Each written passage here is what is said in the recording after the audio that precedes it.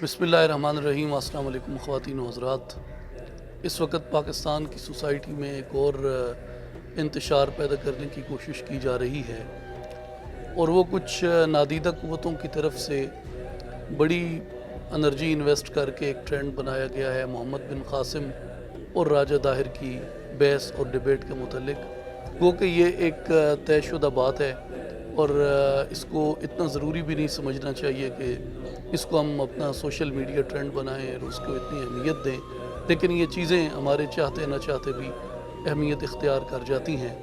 बुनियादी तौर पे मोहम्मद बिन कासिम और राजा दाहिर का मसला क्या है?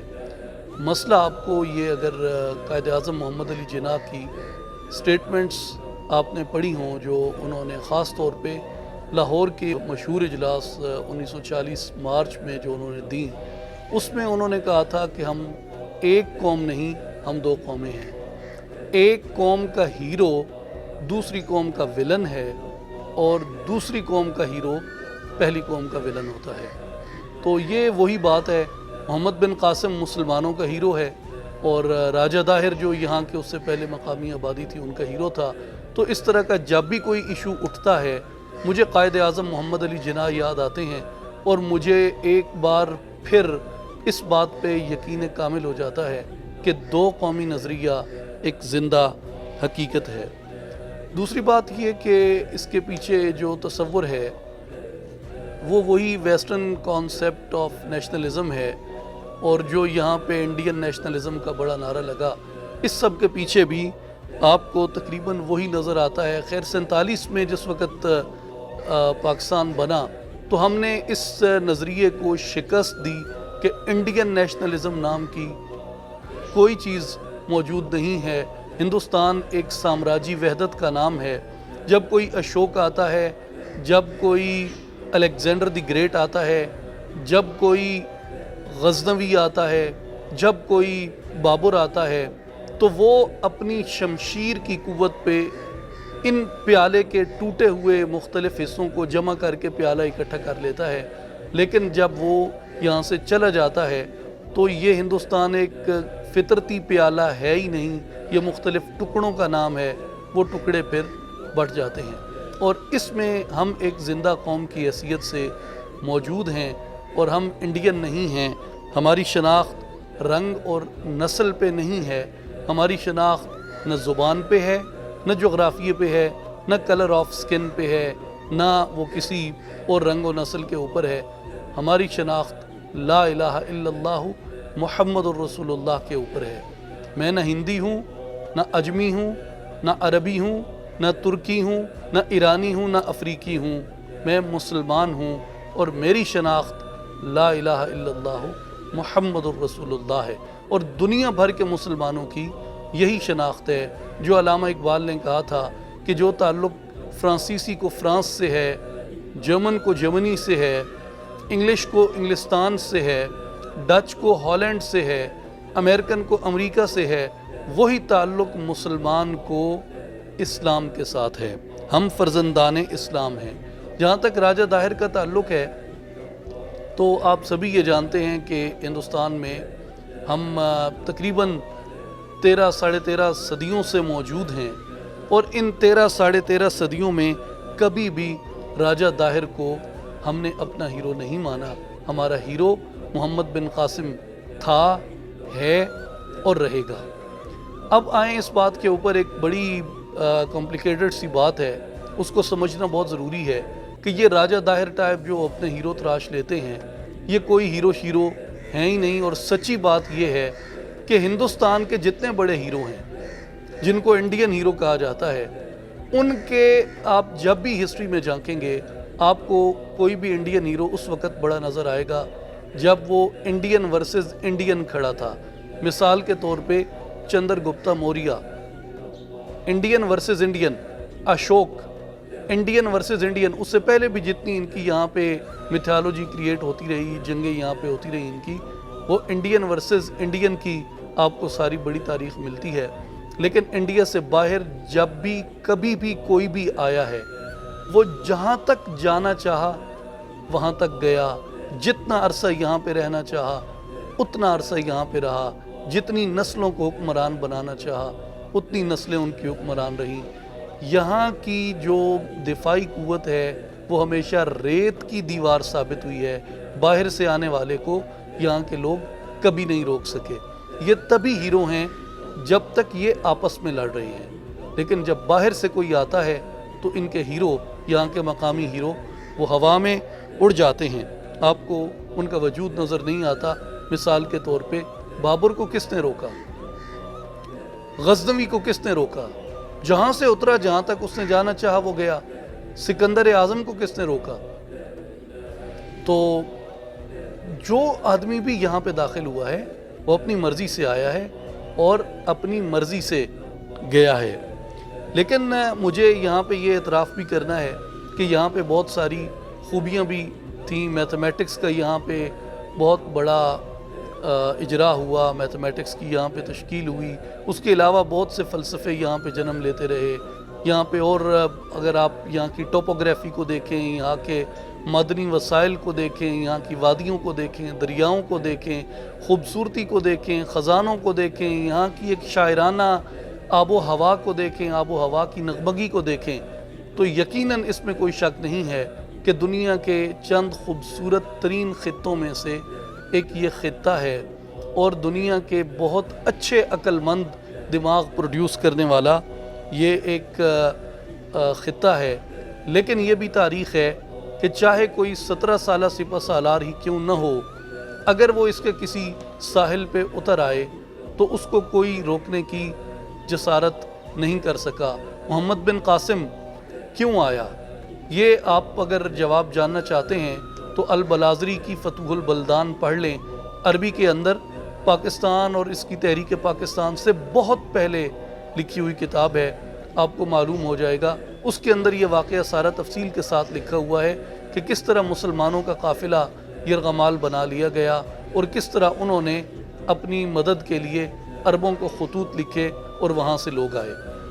دیبل میں وہ شخص اترا ہے، دیبل سے لے کے ملتان تک آیا ہے، یہ پوری انڈس ویلی کو جھاگتا ہوا آیا ہے، اس کو یہاں پہ روکنے والا کوئی نہیں تھا۔ آج بھی آپ اگر وہاں پہ سفر کر رہے ہوں تو اگر آپ دیبل سے یعنی کراچی سے آپ اگر ملتان آنا چاہیں، آج بھی آنے کے لیے کتنی ہی لگژری گاڑی کیوں نہ ہو، آپ کو کئی بار سوچنا پڑتا ہے کہ آپ اتنا لمبا سفر کر کے آئیں گے۔ لیکن وہ 17 سالہ نوجوان گھوڑے کی پشت پہ بیٹھا اور دیبل سے لے کے ملتان تک اس کو روکنے والا کوئی نہ تھا۔ اور اس کے بعد میں ایک گزارش یہ کرنا چاہتا ہوں، آپ کی توجہ اس جانب مبذول کروانا چاہتا ہوں کہ محمد بن قاسم کا احسان کیا ہے، محمد بن قاسم نے کیا کیا۔ یہاں پہ آپ کو معلوم ہے کہ علم و ہنر کا فروغ اور باقی ہم میتھالوجی کی تشکیل کی جو بات کرتے ہیں، اس کے ساتھ ساتھ ایک اور چیز بھی پروڈیوس ہوئی جس کو طبقاتی نظام کہتے ہیں، جس کے اندر 6 کیٹیگریز کے اندر انسانوں کو بانٹا گیا کہ یہ اعلیٰ ہیں، یہ پھر ان کے بعد ہیں، یہ پھر ان کے بعد ہیں، یہ پھر ان کے بعد ہیں، اور یہ شودر ہیں اور فلان ہیں اور فلان ہیں اور ان کی کوئی حیثیت نہیں ہے۔ اس طبقاتی تفریق کا نمائندہ ہے راجہ داہر، اور اس طبقاتی تفریق اور طبقاتی کشمکش کو ختم کرنے کا ہیرو ہے محمد بن قاسم۔ اور اس کے بعد آپ کے علم میں ہے یہاں پہ ایک ستی کی رسم ہوتی تھی کہ جس میں اگر کوئی مرد مر گیا ہے تو اس مرد کے ساتھ اس کی عورت کو وہ چاہے جوان ہوتی یا کسی بھی عمر کے حصے میں ہوتی، وہ اپنا عروسی جوڑا پہنتی، وہ اپنا زیور پہنتی، ٹیکا لگاتی، جھومر پہنتی، وہ اپنی باقی میک اپ کا ساز و سامان کرتی، اور جہاں اس کے شوہر کی آرتی جلانے کے لیے لکڑیوں میں رکھی گئی ہوتی وہاں وہ ساتھ بیٹھ جاتی اور اس میں اس کو زندہ جلا دیا جاتا۔ اس ستی کا نمائندہ ہے راجہ داہر۔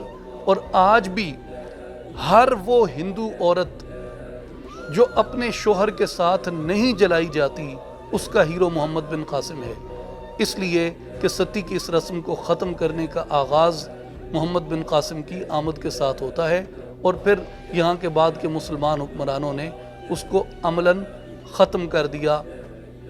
اور میری معلومات کے مطابق شاید اس وقت ستی کی یہ رسم کسی جگہ پہ ایگزسٹ نہیں کرتی، لیکن یاد رکھیں सती का नुमाइंदा राजा दाहिर है और हर वो औरत जो अपने शोहर के साथ नहीं जलाई जाती उसका हीरो मोहम्मद बिन कासिम है। और अगर आप कहते हैं कि राजा दाहिर फिर भी हीरो है तो इसका मतलब ये है कि आप ज़ात पात के इस निज़ाम में इंसानों को उनकी नस्ल की बुनियाद पे आला और अदना में तकसीम करने में आप यकीन रखते हैं, जो कि इस्लाम के मुताबिक नस्स क़ती है इसके ऊपर कि तुम में अपने नस्ब की बुनियाद पे कोई आला व अफजल नहीं होता। ये सिर्फ़ तुम्हारे तारुफ़ के लिए हैं। तुम में अल्लाह के नज़दीक उसका वो ज़्यादा इज़्ज़त वाला है जिसका तक़वा बुलंद है। और फिर मैं एक बात ये कहना चाहता हूँ कि इस सारी स्टोरी का ताल्लुक़ इस इंडस वैली के साथ है, जो देबल उस वक़्त के मतलब यहाँ सिंध के साहिलों से लेके श्रीनगर तक मुझे ये इंडस वैली फैली हुई नज़र आती है। तो इसमें मुल्तान है या जंग है, ये जहाँ से मैं ताल्लुक़ रखता हूँ, ये सारी ये इंडस वैली है, वादी सिंध है। वादी सिंध जो है ये हिंदुस्तान में बाबुल इस्लाम कहा जाता है, ये इस्लाम का दरवाज़ा है। और हम जिस वक़्त राजा दाहिर जैसे लोगों को अपना हीरो मानते हैं या उनको हीरो मनवाने की कोशिश करते हैं, उसका मतलब ये होता है कि हम सिंध के अंदर होने वाली इस्लाम की सारी खिदमत को निगेट करते हैं। सिंध बाबुल इस्लाम है, आप इन अजीम खिदमात को किस तरह निगेट करवा सकते हैं? और शायद हम वो चंद लोग जो यहाँ मदफून हैं उनके बारे में तो हम कुछ न कुछ इल्म रखते हैं कि मसलन हज़रत शाह अब्दुल लतीफ़ पिटाई हैं, हज़रत लाल शहबाज कलंदर हैं, हज़रत सचल सरमस्त हैं, बाकी इस धरती के सूफिया हैं। आप वो लोग जो यहाँ पे मदफून नहीं हैं, मिसाल के तौर पे बैरूत में एक महल्ला है जिसको महल्ला इमाम औज़ाई कहते हैं। आपके इल्म में है इमाम औज़ाई इमाम आज़म अबू हनीफ़ा रहमतुल्लाह अलैह के मुआसिर थे। इमाम अबू यूसुफ़ जो इमाम आज़म के शागिर्द थे, इमाम अबू यूसुफ़ और इमाम औज़ाई के दरमियान बहुत मारूफ इल्मी मकालमे हैं। और इमाम औज़ाई ख़ुद अपने एक मकतब फ़िक़्ह के बानी समझे जाते थे, जिसको के बाद में मकबूलियत बवजू न मिल सकी। इमाम औज़ाई का ताल्लुक़ सिंध से था, वो सिंध से बैरूत में गए। उसके बाद आप मखदूम हाशिम ठठवी का नाम किसी तारुफ़ का मोहताज नहीं है। अगर आप सीरत के तालिब इल्म हैं तो आप जानते हैं कि ना सिर्फ हिंदो पाक के अंदर बल्कि दुनिया अरब के अंदर भी उनका नाम आफताब नीम रोज़ की तरह चमकता है। उसके बाद एक शख्सियत हैं अबुल हसन अस-सिंधी रहमतुल्लाह अलैह, उनका ताल्लुक़ भी ठट्ठा से था। और ये वो शख्सियत हैं इमाम जलालुद्दीन सुयूती रहमतुल्लाह अलैह के बाद ये वाहिद शख्सियत हैं जिन्होंने सारी सिहाए सित्ता की शरह लिखी है। आप आज भी चले जाएं गूगल में, आप जाके सिर्फ टाइप करें हाशिया सिंधी अलल मुस्लिम, हाशिया सिंधी अलल बुखारी, हाशिया सिंधी अलल निसाई, हाशिया सिंधी अलल मुस्नद इमाम अल अहमद, तो आपको इतने अजीम नाम इस सिंध की धरती से मिलते हैं जिन्होंने इस्लाम की खिदमत की। ना सिर्फ सिंध उनका एतराफ़ करता है, ना सिर्फ पाक व हिंद उनका एतराफ़ करता है, बल्कि पूरी दुनिया इस्लाम के अंदर, दुनिया अरब के अंदर उनके नाम का डंका बजता है, उनका तूती बोलता है, उनकी रिकग्निशन है। तो इस तरह की जो लोग काविशें करते हैं वो दरअसल हमारी इस सिंध की इस्लामी खिदमत के ऊपर हमला करना चाहते हैं और उसको निगेट करना चाहते हैं। आखिरी पार्ट जो है मेरी डिस्कशन का वो ये है, जो मेरा ख्याल है कि this attempt is direct assault on Pakistani ideology and Pakistani identity. जैसा कि मैंने कायद आज़म की शुरू में स्टेटमेंट की कि एक कौम का हीरो दूसरी कौम का विलन है, तो यही तो दो कौमी नज़रिया है। जब राजा दाहिर की बात की जाती है तो दो कौमी नज़रिए पे एक बार फिर मोहर तस्दीक लगती है। इसलिए हम दो कौमें हैं, हमें याद रखना चाहिए हम किसकी तरफ खड़े हैं। हम रंग व नस्ल, ज़मीन, ज़ात पात की तरफ खड़े हैं या हम ला इलाहा इल्लल्लाह मुहम्मदुर रसूलुल्लाह की तरफ खड़े हैं।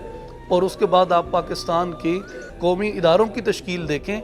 Mohammad bin Qasim is recognised as our national symbol.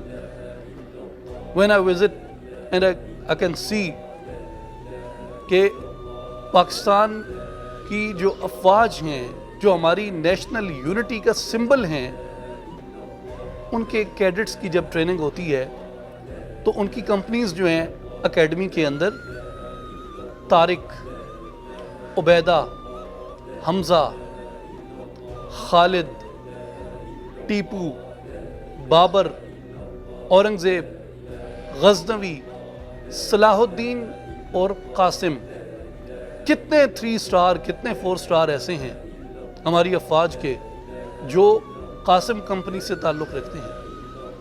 تو آپ جب ظاہر کو اس کے مقابلے میں کھڑا کرتے ہیں تو اس کی سمپل سمبولک میننگ کیا ہوتی ہے، اس کو آپ سمپلی اس سمبل کو آپ انٹرپریٹ کریں کہ اس کا کیا مطلب ہوتا ہے۔ اس لیے میری گزارش ہے وزیر اعظم پاکستان سے، وزارت داخلہ کے ذمہ داران سے اور قومی سلامتی کے اداروں سے کہ اس طرح کا نظریاتی انتشار پھیلانے والے اس قوم کو تقسیم کرنا چاہتے ہیں، اور یہ آپ کی ذمہ داری ہے کہ ان کو جا کے پکڑیں۔ اور میری ایک ازمپشن ہے، میری ایک اسیسمنٹ ہے جو میں لازماً شیئر کرنا چاہتا ہوں، وہ یہ کہ راجہ داہر صرف ایک آغاز ہے، یہ اس سے آگے جائے گی بات، اور یہ یہاں تک رکنے کے لیے یہ بحث چھیڑی ہی نہیں گئی، اور یہ چھڑی اٹھائی ہی اس لیے گئی کہ یہ میری ناک تک آئے گی۔ یہ اس لیے نہیں اٹھائی گئی کہ وہ اس کی آزادی ہے کہ جہاں تک گھماتا رہے اس کو، یہ میری ناک کو ٹچ کرتی ہے۔ اس لیے اس چھڑی کا کٹنا بھی ضروری ہے، اور اس کے پیچھے کار فرما خفیہ ہاتھ کو بے نقاب کرنا بھی اور دست ظلم کو کاٹنا بھی ذریعہ نجات سمجھا جاتا ہے، ذریعہ ثواب سمجھا جاتا ہے۔ اس لیے یہ ساری بحث یہاں تک رکنے کے لیے اٹھائی نہیں گئی، یہ بہت لمبی بحث کر کے اٹھائی گئی ہے۔ میں ذمہ داران سے گزارش کروں گا کہ اس طرح کے ٹرینڈ بنانے والوں اور ان کے پیچھے کار فرما خفیہ ہاتھوں پہ آج کارروائی ہونی چاہیے، ان کو سخت سے سخت سزا ملنی چاہیے اور ان کو بے نقاب کیا جانا چاہیے۔